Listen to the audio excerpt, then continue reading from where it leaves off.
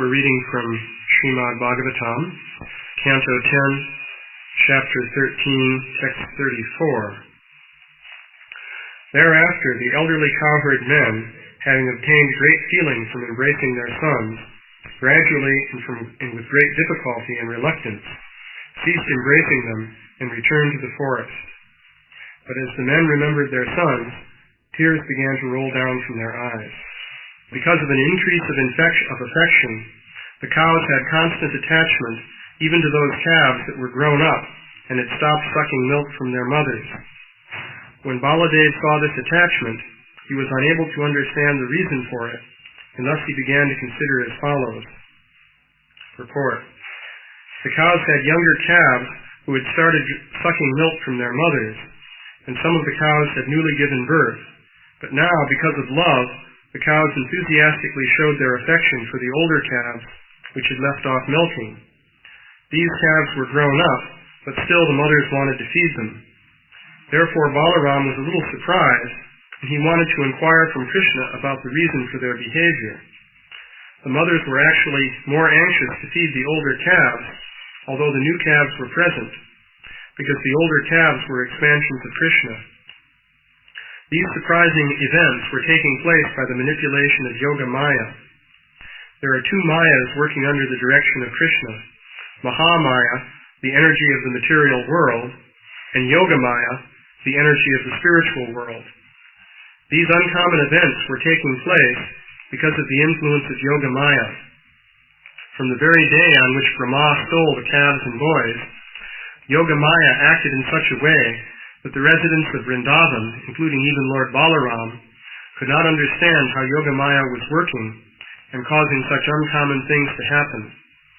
But as Yoga Maya gradually acted, Balaram in particular was able to understand what was happening, and therefore he inquired from Krishna. Translation: What is this wonderful phenomenon?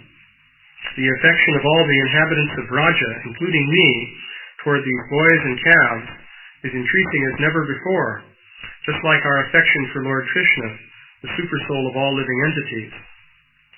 Purport. This increase of affection was not Maya, rather because Krishna had expanded himself as everything, and because the whole life of everyone in Vrindavan was meant for Krishna. The cows, because of affection for Krishna, had more affection for the older calves than for the new calves, and the men increased their affection for their sons. Balaram was astonished to see all the residents of Vrindavan so affectionate toward their own children, exactly as they had been for Krishna. Similarly, the cows had grown affectionate toward their calves as much as toward Krishna. Balaram was surprised to see the acts of Yoga Maya. Therefore he inquired from Krishna, "What is happening here? What is this mystery?" I'm going to continue until we get to the answer. Text 37. Who is this mystic power, and where has she come from? Is she a demigod or a demoness? She must be the illusory energy of my master Lord Krishna, for who else can bewilder me? Purport. Balaram was surprised. This extraordinary show of affection, he thought, was something mystical, performed either by the demigods or some wonderful man. Otherwise, how could this wonderful change take place? This Maya might be some Rakshashi Maya, he thought. But how can Rakshashi Maya have any influence upon me? This is not possible. Therefore it must be the Maya of Krishna. He thus concluded that the mystical change must have been caused by Krishna, who Balaram considered his worshipable personality of Godhead. He thought it was arranged by Krishna, and even I could not check its mystic power. Thus Balaram understood that all these boys and calves were only expansions of Krishna. By the way, it's interesting here that one definite possibility to account for this astonishing display of affection that was taking place was that some mundane mystic power was being exercised. So, of course, we wouldn't tend to take that into account because we don't have much experience with such mystic power. But, of course, in the Bhagavatam, we've seen many examples of it. So, in particular, there's the possibility that there might be what is called Rakshashi Maya, that is, an illusion generated by a Rakshasha or Rakshashi. So, the Rakshasas and other similar living entities, and also, of course, the demigods, are capable of generating remarkable illusions. They're endowed with this particular power, so we can see that they can take on different bodily forms, for example. They can actually generate physical bodies. And we also see that once one of these demons has generated a physical body, he tends to be stuck in it, because if Krishna kills that body, then that kills the demon. For example, Aghasura was presumably a person in human form who was an associate of Kamsa. So he manifested this form as a gigantic serpent. And then Krishna killed the serpent, but that killed Aghasura. So it's not that he could go back to his human form at that point. So these mystical powers are there. The demigods also are capable of manifesting whole scenes by their potency. For example, there's the story of how Maharaj Yudhisthira returned to the heavenly planets after leaving this world. It seems that Maharaj Yudhisthira, after hearing of the departure of Krishna, had, along with his brothers, renounced the kingdom, and they all headed for the Himalaya mountains, and just kept walking. Their idea was that they were just going to walk until they died, and then would return back to whatever condition was appropriate for them, based on their circumstances of life. In other words, they totally renounced all material connections. So in the course of this, Maharaj Yudhisthira at a certain point was the last of the Pandavas who was still walking. And finally, Lord Indra came and took him up to the celestial realm, Svargaloka. But there, he seemed to not exactly come into the heavenly realm, but to come into a hellish planet, in which he was, it's described that the air there was polluted with all kinds of smoke, and the plant life consisted of very twisted shrubs and plants with sharp spines on them and so forth. And he could hear this groaning sound of agony. And so he realized that he'd actually come to a hellish place. Actually, it sounds like Southern California. But if you consider the different symptoms. But actually, this entire hellish realm had been manifested by the potency of the demigods. It was simply projected by Indra. It didn't really exist, in one sense. Of course, if Indra kept projecting it, then it would continue to exist for the persons situated in it. But so there are mundane powers of this kind.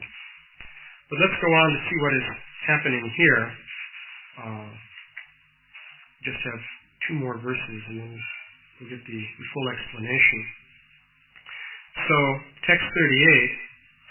Iti sanchintya dasarho, iti sanchintya dasarho, vatsan savasayanapi, sarvanachashta vaikuntam, chakshusha vayunenasa. Translation. Thinking in this way, Lord Balaram was able to see, with the eye of transcendental knowledge, that all these calves and Krishna's friends were expansions of the form of Sri Krishna. Purport. Every individual is different. There are even differences between twin brothers. Yet when Krishna expanded himself as the boys and calves, each boy and each calf appeared in his own original features, with the same individual way of acting, the same tendencies, the same color, the same dress, and so on. For Krishna manifested himself with all these differences. This was Krishna's opulence. Of course, the point is he did this with such verisimilitude that even Balaram wasn't able to see the difference. Whereas if some Rakshasha had manifested these forms, which would be possible, then Balaram could, of course, had seen that this was just a counterfeit form. So Krishna actually duplicated the boys and calves exactly in every detail. So text 39, Lord Baladeva said, O Supreme Controller, these boys are not great demigods as I previously thought, nor are these calves great sages like Narada. Now I can see that you alone are manifesting yourself in all varieties of difference. Although one, you are existing in the different forms of the calves and boys. Please briefly explain this to me. Having thus been requested by Lord Baladeva, Krishna explains the whole situation, and Baladeva understood it. Purport. Having inquired from Krishna about the actual situation, Lord Balaram said, My dear Krishna, in the beginning I thought that all these cows, calves, and cowherd boys were either great sages and saintly persons, or demigods, but at the present it appears that they are actually your expansions. They are all you. You yourself are playing as the calves, cows, and boys. What is the mystery of this situation? Where have these other calves and cows and boys gone? And why are you expanding yourself as the cows, calves, and boys? Will you kindly tell me what is the cause? At the request of Balaram, Krishna briefly explained the whole situation, how the calves and boys were stolen by Brahma, and how he was concealing the incident by expanding himself so that people would not know that the original calves, cows, and boys were missing. Balaram understood, therefore, that this was not Maya, but Krishna's opulence. Krishna has all opulences, and this was but another opulence of Krishna. At first, Lord Balaram said, I thought that these boys and calves were a display of the power of great sages like Narada, but now I see that all these boys and calves are you. After inquiring from Krishna, Lord Balaram understood that Krishna himself had become many. That the Lord can do this is stated in the Brahma Samhita 533, Advaitam Achyutam Anantam Anadim Ananta Rupam. Although he is one, he can expand himself in so many forms. According to the Vedic version, Ekam Bahu Syam, he can expand himself into many thousands and millions, but still remain one. In that sense, everything is spiritual, because everything is an expansion of Krishna. That is, everything is an expansion, either of Krishna himself or of his potency. Because the potency is non-different from the potency and the potent are one. Shakti, Shakti Mator Abeda. The Mayavadis, however, say, Chida Chit Samanvaya, spirit and matter are one. This is a wrong conception. Spirit, Chit, is different from matter, Achit, as explained by Krishna himself in Bhagavad Gita 7:4-5. Bhumir Apo Nalo Vayu Kammanu Buddhir Evacha Ahankara Itiyam Me Dina Prakritir Ashtada Apareya Mitas Svanyam Prakritim Didi Me Param Jiva Bhutam Mahabaho Yayedam Daryate Jagat. Earth, water, fire, air, ether, mind, intelligence, and false ego. Altogether, these eight comprise my separated material energies. But besides this inferior nature, O mighty armed Arjuna, there is a superior energy of mine, which consists of all living entities who are struggling with material nature and are sustaining the universe. Spirit and matter cannot be made one, for actually they are superior and inferior energies. Yet the Mayavadis or Advaitavadis try to make them one. This is wrong. Although spirit and matter ultimately come from the same one source, they cannot be made one. For example, there are many things that come from our bodies, but although they come from the same source, they cannot be made one. We should be careful to note that although the Supreme Source is one, the emanations from this source should be separately regarded as inferior and superior. The difference between the Mayavada and Vaishnava philosophies is that the Vaishnava philosophy recognizes this fact. Sri Chaitanya Mahaprabhu's philosophy, therefore, is called Achintya Bheda Veda, simultaneous oneness and difference. For example, fire and heat cannot be separated, for where there is fire there is heat, and where there is heat there is fire. Nevertheless, although we cannot touch fire, heat we can tolerate. Therefore, although they are one, they are different. So, I went all the way up to this point because the philosophical conclusions here are quite interesting. So Srila Prabhupada is pointing out here that Krishna is one, but simultaneously he can expand himself in many forms. So this question of oneness and variegatedness is one that has a long history in the whole area of philosophy and religion.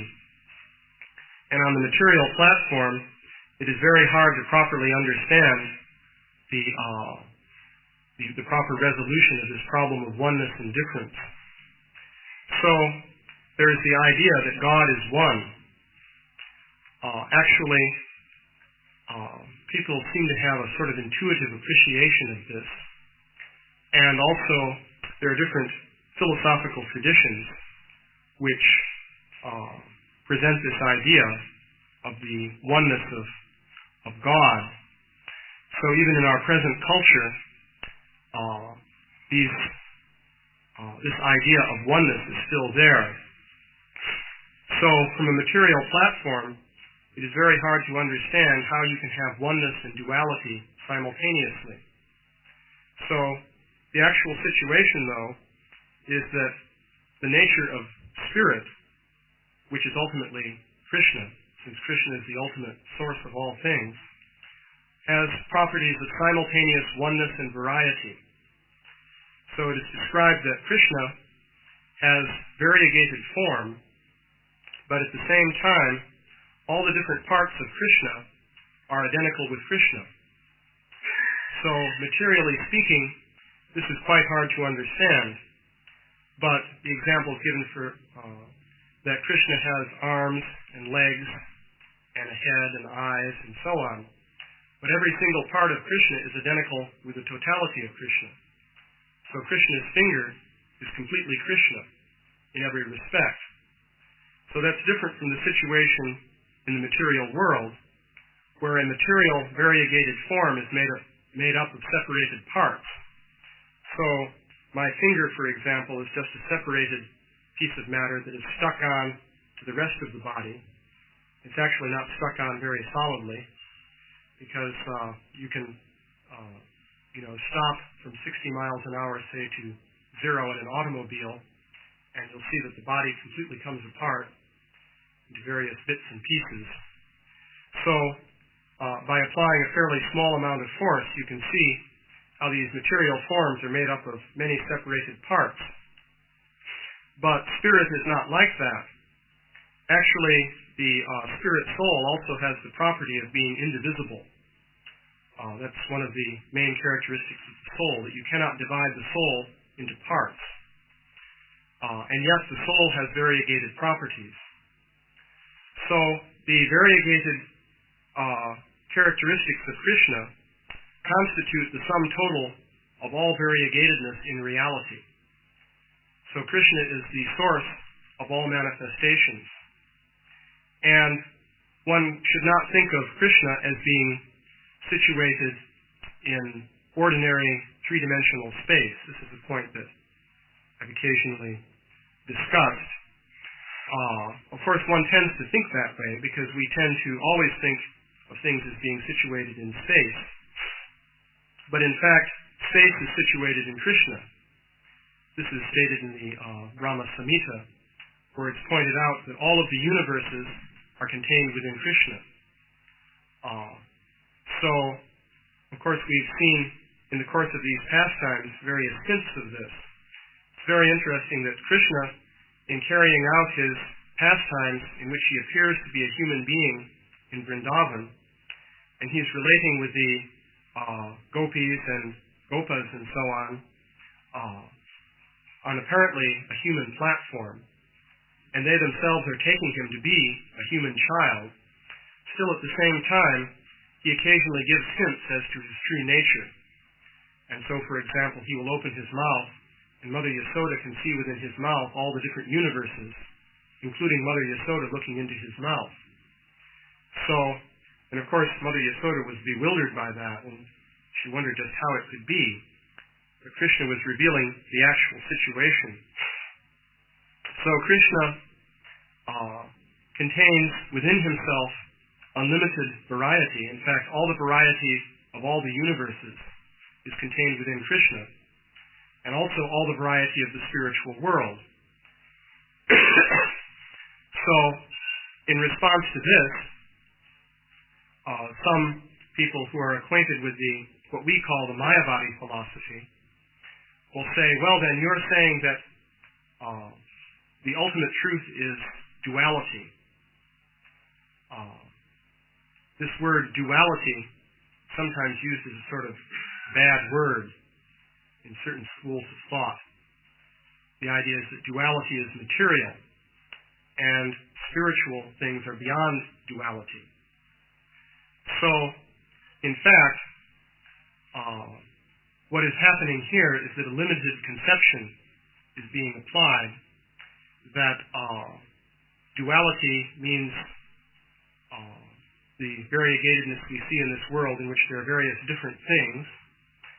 Spirit must be different from matter, so spirit must not have any variegated form. If it does have variegated form, then how is it different from matter? It's also made of separate parts, just like matter is, so it's just also material. So this reasoning is followed. So by a process of elimination, one says, well, that which is spiritual must be devoid of all variegated characteristics. So, in the context of the Vedic system of thought, the next step then is to identify spiritual reality with Brahman. And this is done because in the description of the supreme absolute truth in the Vedic literature, the thing which seems to have the smallest number of variegated qualities is Brahman. Vishnu, or Krishna, has many variegated features, but Brahman at least is a kind of uniform light. So one then picks out Brahman and says, well, this is the actual non-dual state. But of course, if you say that Brahman is light, then automatically you bring in the idea of duality, because light is the opposite of darkness. So you have to think of something in which you don't bring in the concept of light. And if you think of knowledge of any given thing, then since the opposite of that which we can conceive of would be ignorance of that thing, then in discussing this idea of Brahman, you have to leave out the concept of knowledge, because that also embodies duality. So ultimately it seems you're not left with very much. And the final conclusion that one will hear is that, well, this is all beyond words. It's inconceivable. And so then one leaves it at that, which is a rather frustrating conclusion ultimately. So the Vedic version, however, is that actually in the Supreme Absolute Truth, all the variety is there, and oneness is an additional factor which is also there. So instead of eliminating all the qualities of the material world, you retain all those qualities, but you add something extra, which is this oneness which ties it all together. So this being the case, one still arrives at something which is achintya, that is inconceivable, because it is hard for us to materially conceive how it can be that you can have variety and at the same time have oneness. But at the same time, the picture that one arrives at is still intelligible, because if you try to deny the existence of variety, you can hardly do that. As soon as you speak, you're admitting variety because you're using different words. So you're admitting that variety exists. And the absolute truth, by definition, is the source from which everything emanates. So variety must then emanate from the absolute truth. So how could it be that there's no variety in the absolute truth? how could the manifestation, which is mundane, have more to it than the absolute truth? So one can then ultimately say, well, it's simply inconceivable. But actually, one can do better than that.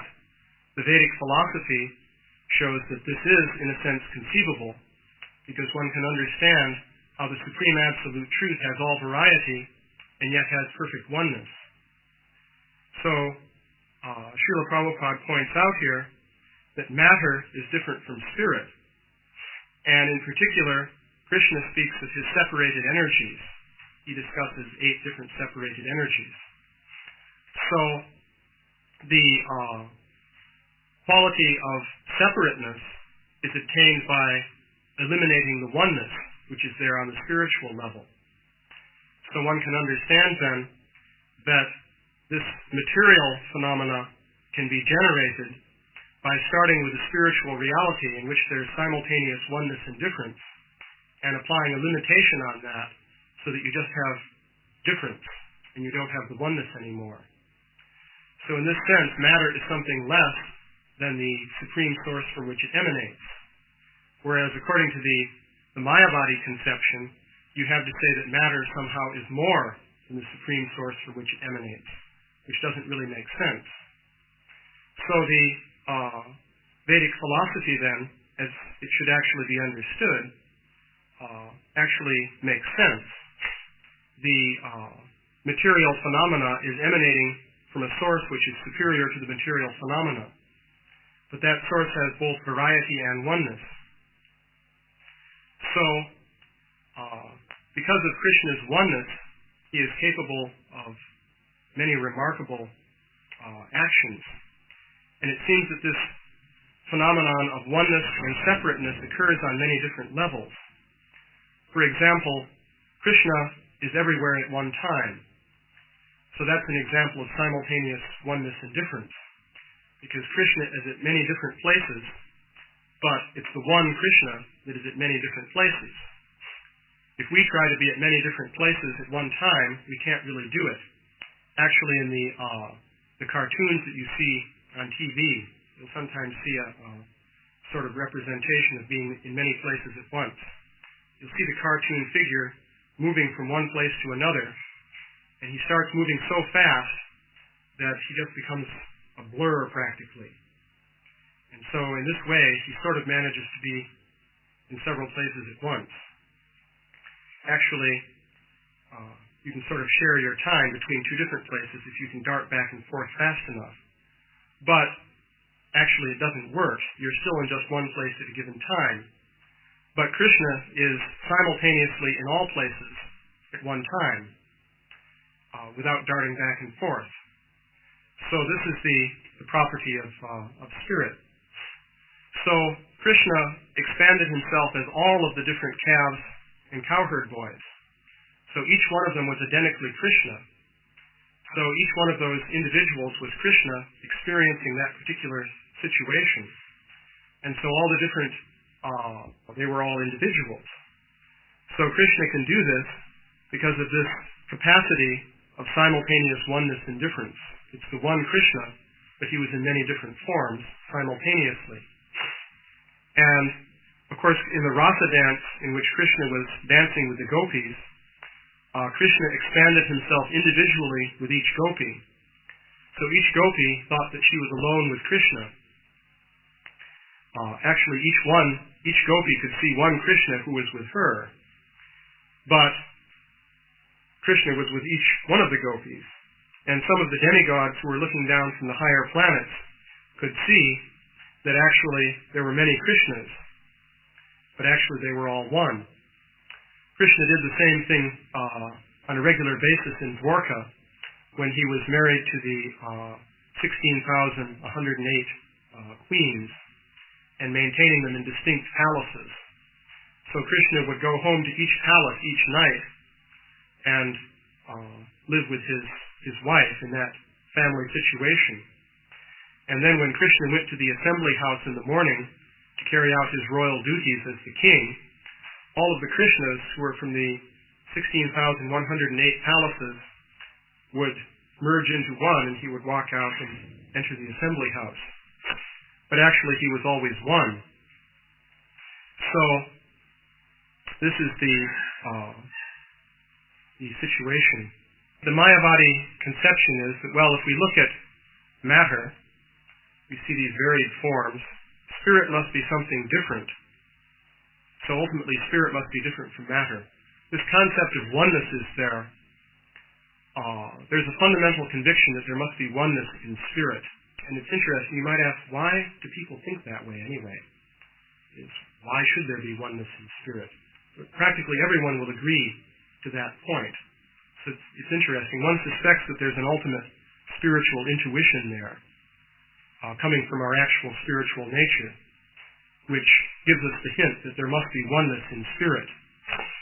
But in any case, one tries to understand that oneness within a framework of material thinking, and so one denies variegatedness altogether. But ultimately, one is pursuing something that is simply a contradiction in terms. So then finally one admits that and says, well, it's all inconceivable anyway, which is the ultimate defeat of one's whole process of philosophical analysis, because, okay, so everything we've set up to now is self-contradictory, and it's all inconceivable, so we may as well not even have started the discussion. So this is what happens with the Mayavadi analysis, based on that misconception. Personality involves duality. That's the basis of personality, because the very basis of personality involves interchange between persons. You couldn't have just one person. You have to have at least two, because personality means an exchange. And we can see that the very essence of the concept of Krishna involves the idea of personal exchange. Krishna is exchanging with his devotees in so many different remarkable ways. So personal reciprocation, to even conceive of that, you have to bring in the idea of at least two, not just one. So the Mayavadis, or in general, this Mayavadi, of course, is the word we use, but in general, the philosophers who try to analyze spirit by starting with material conceptions, they target this idea of duality as being material. So they want to throw that out as material, or put it on a subordinate platform. So that means they have to say personality is material. So then God must be something beyond personality. So they wind up with an impersonal concept of God. They will say, well, personality is limited. So God is unlimited, therefore God cannot have personality. But of course, the moment you say God cannot have personality, you're putting a limitation on God. So you still haven't succeeded in saying that God is unlimited, which was what you were trying to do. So they wind up with contradictions at every stage. But the basic idea is that personality requires duality for its very existence. So therefore they wind up with an impersonal concept. And of course, in the Vedic literature, impersonal aspects of the Supreme Lord are described. For example, the Brahman effulgence, if you describe that as a light, and you say it is filled with energy, and by its potency the material manifestation is sustained, and so on. That's more or less a material, well, that's an impersonal discussion of things. You're talking about impersonal energies, light, power, and so on and so forth. So one can take those aspects and say, well, that must be what is really supreme, because what is supreme couldn't be personal. And then, ultimately, one winds up denying all the parts of the Shastra which describe Krishna as personal. And it's amazing that one can do that. But they finally wind up succeeding in doing it. You can take the viewpoint that desire itself is a matter of interaction of impersonal entities according to impersonal forces. And the ultimate reality is merely some impersonal substance that operates according to certain laws. So desires merely are programmed patterns of action and reaction in a material substrate. Just like you could program a computer to say, I want you to do this, or I want you to do that. You can program that. So you could then say, well, the computer has desires. It's saying, I want this or that. So you can take the viewpoint that desire is ultimately a manifestation of something impersonal, some substrate that is interacting according to some laws. So you can say, then, ultimately, to understand spiritual reality, we must go beyond desire and beyond ego and come to the ultimate realization, which has nothing to do with these things. And that's the Mayavadi philosophy, which is contrary to the facts. Anyway, traditionally, the Mayavadi philosophers have accepted the personalities described in the Vedic literature as being real on the material level. Then they say everything material is just illusory anyway. So they will say, yes, Brahma and Shiva and Vishnu exist, also Krishna exists, but they are all material manifestations. And then they analyze the material manifestation from an impersonal point of view. So that's the traditional viewpoint of the Mayavadi philosophers in India. Now, at the present day and age, you have a sort of modern ersatz Mayavadi philosophy in which one denies all these things because they have no role to play in the modern material worldview. So you say that Brahma, Shiva, and Vishnu and so on are illusory in the sense of being mythological. And actually there's just this energy, and ultimately you can transcend the energy and attain the final oneness and so forth. That's the modern day Mayavadi philosophy. You see, the modern day people will depend on their own intellectual prowess to establish their conclusions. So they're not too concerned about whether Shastra is true or whether it's mythological. The traditional Mayavadi philosophy, though, has accepted the statements in Shastra as true, not mythological, and has tried to interpret everything so that Brahma, Shiva, and Vishnu are material manifestations.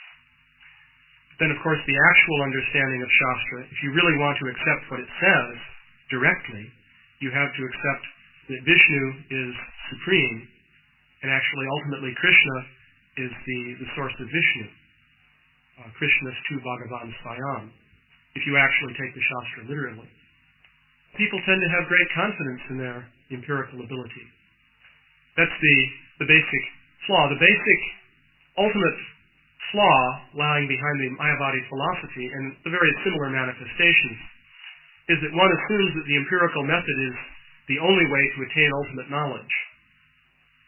And so one then proceeds to speculate and analyze and so on. And if one's vision is limited to the material world, then one ultimately comes up with the impersonal conclusion. So the whole thing is based on a full confidence in the power of empiricism to give us what we need to know. Another point to make here, by the way, is that bhakti is a way by which one can actually understand these different aspects of ultimate oneness and variety in Krishna. Because you can say, okay, if you can't understand it on a material level, then can we really understand it? After all, here we are in these material bodies and so on. But ultimately, through bhakti, one can understand. And that's by the direct communication from Krishna to the soul of that understanding. Because ultimately the soul is spiritual, and the soul actually has these characteristics of inconceivable simultaneous oneness and difference itself. It's only when we try to understand through the material apparatus that we're limited by matter. But the Mayavadis are trying to understand through the material apparatus, and so they have that limitation. As I say, Mayavadi is the name used by the Vaishnavas. It means one who says that everything that has variety is really Maya, or illusion. That's what Mayavadi means. So they will speak of themselves as students of Vedanta. That's the typical expression. They will say they're followers of Shankaracharya. They will say they're Vedic philosophers, and they're following the real Vedic conclusion, and so on and so forth. That's how they'll define themselves.